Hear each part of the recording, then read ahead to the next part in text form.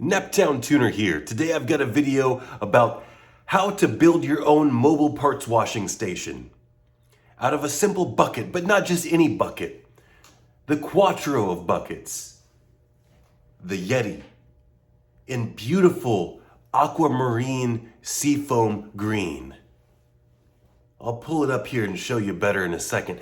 I've got a 2-bucket system. You see there's a couple buckets stacked into each other, and we got some we'll just call it accessories.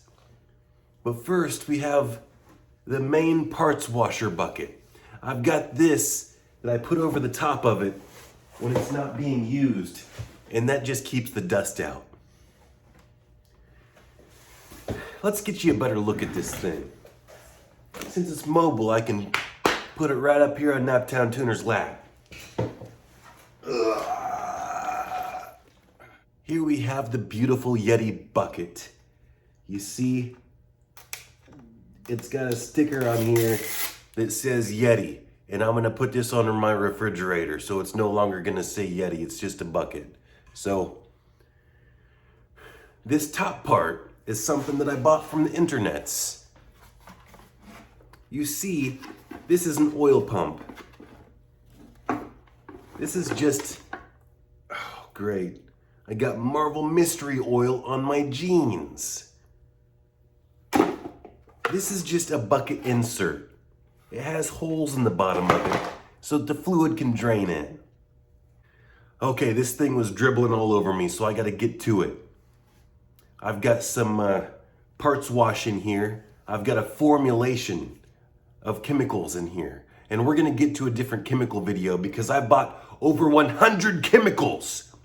And I'm going to show you everything. So stay tuned for that. It's gonna be the best chemical video that anyone's ever done on the whole of the internet. But first, this kit that I purchased, it just consisted of, not this oil pump. This oil pump didn't come in it. That's just what I was cleaning. But it came with this hose, this brush, and a motor. You were supposed to wire it in with your own battery. This is my battery concoction here. My Milwaukee 6 amp hour with this conversion here that allows you to just put 2 wires on it, a 12-volt battery, and then I put a switch on the back, a big push-pull switch. Let me just show you it work real quick.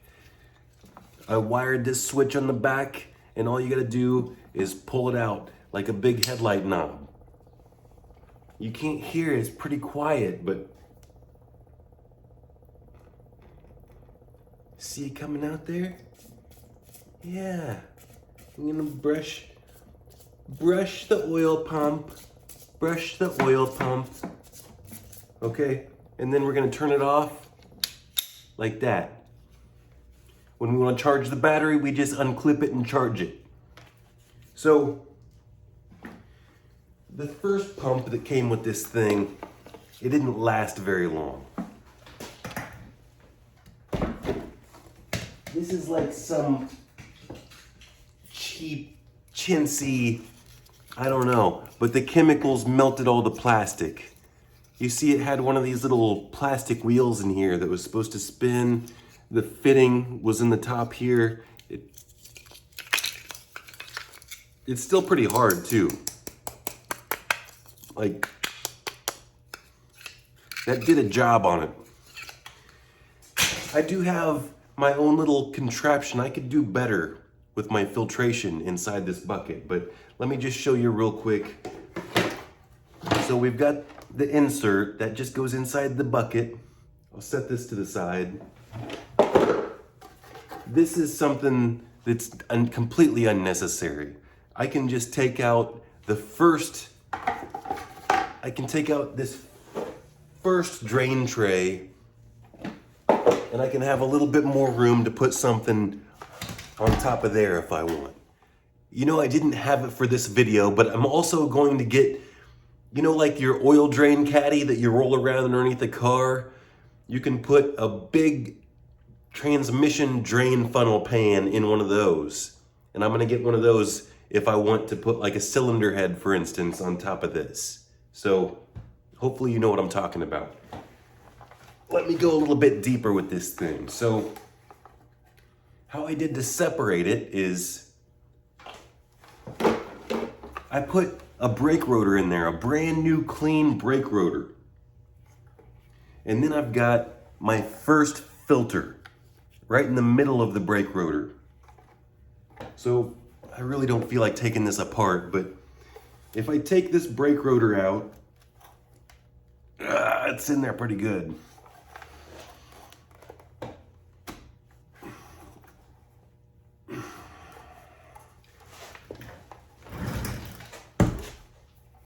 So this sits in there flush, but I just pulled it out. This is the first layer of defense. This is probably already needing to be changed. This is the pre-filter right here. So it comes down in here, it has nowhere to go but this pre-filter, and then it goes down into the next filter.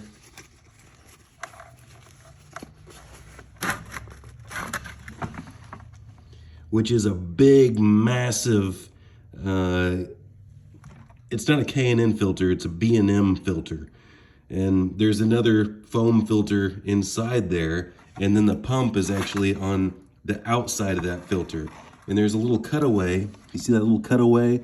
It sits perfectly flush to where whenever I set it down in there, this hose will fit into that lip. And then, see, I just have to set this rotor down in there flush. Get it flush in there. I haven't even had this thing off for many cycles.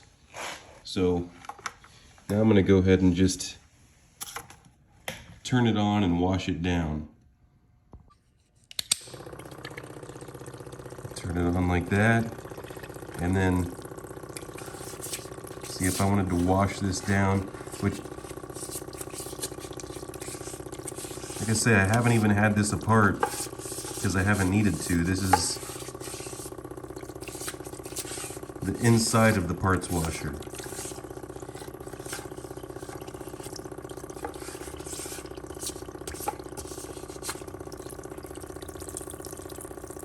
You can see it's putting out some decent fluid once it gets going full steam.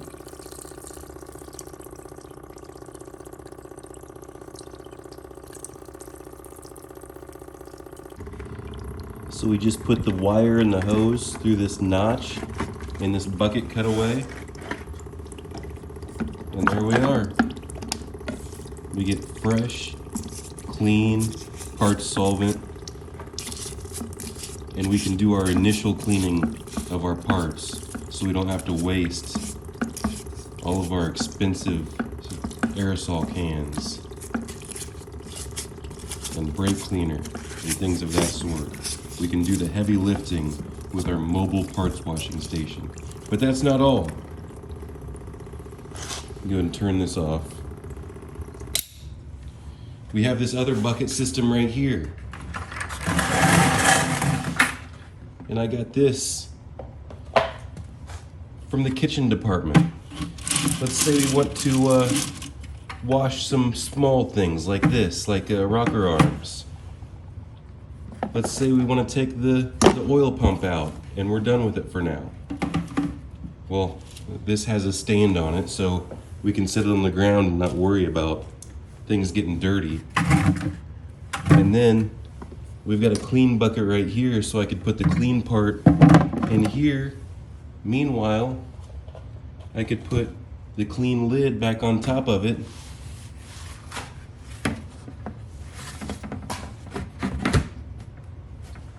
And then if I wanted to wash these rockers, I could put it in like so.